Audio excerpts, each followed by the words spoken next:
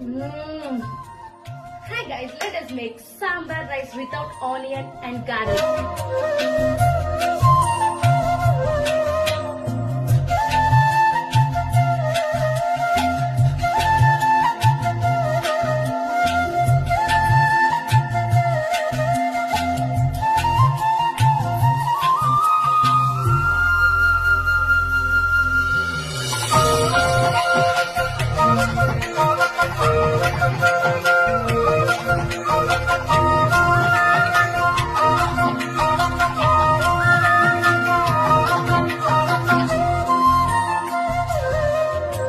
So మీరు try చేయండి, చాలా ఈజీగా చేసుకోవచ్చు, చాలా బాగుంటది.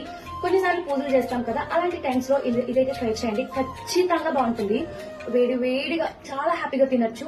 టిఫిన్ ప్లేస్ లో ఇది మనం రీప్లేస్ చేసుకోవచ్చు.